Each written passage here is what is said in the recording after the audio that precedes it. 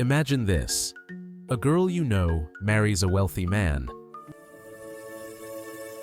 but soon they get divorced. Your immediate thought might be, I knew it, marrying for money never works. Rich men don't know how to maintain a good life. But the truth is, the girl got divorced because her husband lacked communication skills, had emotional instability, and would get angry and violent when faced with problems, even smashing things.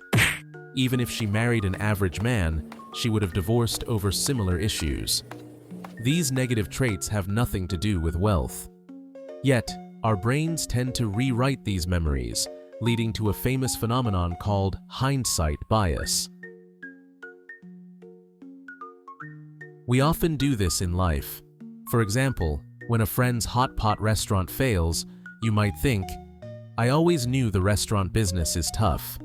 Or, when a relative's child doesn't get into college, your brain might say, I knew a kid who plays games all day wouldn't make it. The essence of hindsight bias is that when an event could have multiple outcomes, you think you've already considered every possible result. For instance, before the girl married, you might have thought, he's financially stable, so he can provide her with a secure life, or he's very ambitious at work, and her admiration for his career is one of the reasons they're together. But once the divorce happens, your brain will intentionally forget other thoughts and just reinforce the idea that she married for money, making you feel like, I always knew this would happen. Psychology has a classic election prediction experiment. Researchers asked voters to predict who would win the upcoming election. People's answers were all over the place. Some thought candidate A would win, while others thought candidate B had a better chance. After the election, when they asked these voters to recall their predictions, most said, I always knew this candidate would win. But when you check the records, you find that many people's answers are completely different from what they originally said. They're simply rewriting their past thoughts based on the known outcome. Now let's return to the divorce case. When the girl married, no one could predict her motives, and no one could foresee future conflicts.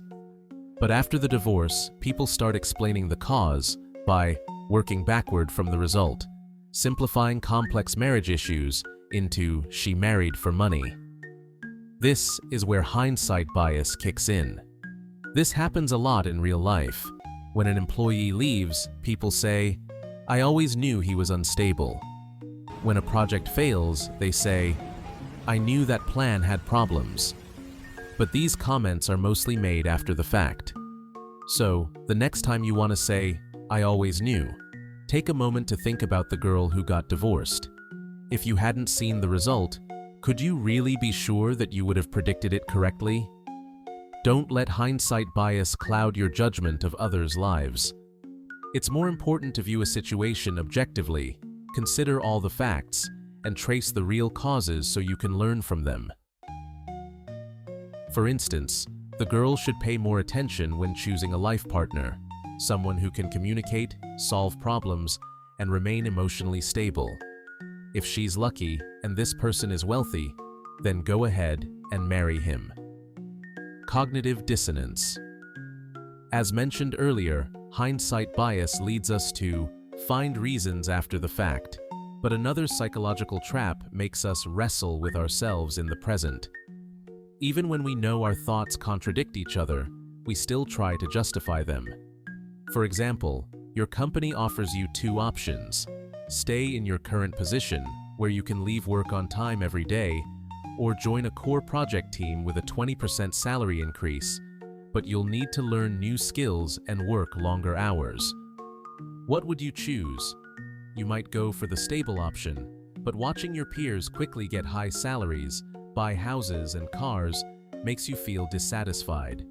Or you might choose the higher salary, but you're scared you won't be able to adapt and fear sacrificing your rest time. When these conflicting thoughts arise, we often get caught in indecision and might look for excuses. This position is fine. High salaries are unstable, and if I can't adapt, I'll be fired. Plus, If I take the new role, I won't have time for my family. But even in a mediocre job, you probably still don't make enough time for your family. Using them as an excuse lets you justify sticking with a lackluster option. This is cognitive dissonance. When we hold two conflicting thoughts or actions, it makes us uncomfortable, and our brain instinctively tries to reduce the tension by rationalizing our choices. For example, if you want to lose weight but can't resist eating cake, you might tell yourself, "I worked out today, so one piece won't hurt." Or, if you want an expensive handbag but feel it's a waste, you might think, "This bag will make me look good and could bring better job opportunities." These are all ways our brains rationalize our desires to avoid feeling bad about ourselves. There's a famous forced compliance experiment in psychology. Researchers had volunteers do boring tasks like turning screws for hours. Afterward, they asked the volunteers to tell the next person, "This task is fun." Some volunteers were paid $20, others only $1. The ones paid $1 felt that the task really was fun, while those paid $20 said they only said it for the money. The volunteers who received less money adjusted their thinking to convince themselves that the task was enjoyable, thus reducing cognitive dissonance. This experiment shows that our brain adjusts our thoughts to make us feel more comfortable. Like when my friend is deciding whether to stay in their job, they could list pros and cons. Is the new role difficult to learn? Can I handle overtime? Thinking through these questions is more helpful than making excuses. Don't let cognitive dissonance help you avoid the issue. Face the conflict directly, and you'll be able to make the best decision for yourself. The spotlight effect. Now, imagine this.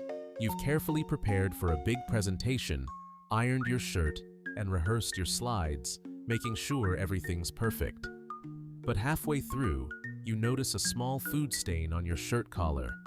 You panic, start stumbling over your words, and feel like everyone in the room is staring at that stain, even though you've forgotten the next part of your presentation. This is called the spotlight effect, where you think all eyes are on you, when, in reality, no one's paying that much attention.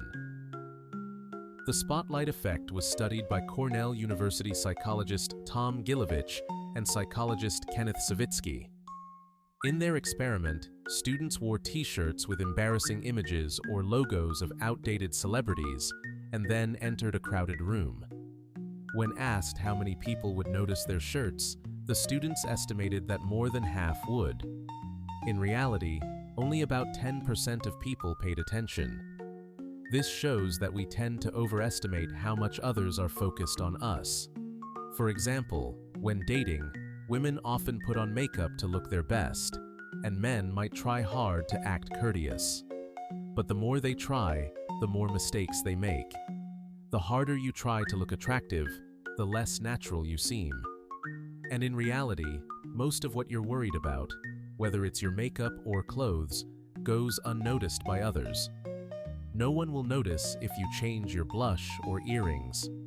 Why? Because you're the one who cares the most about yourself.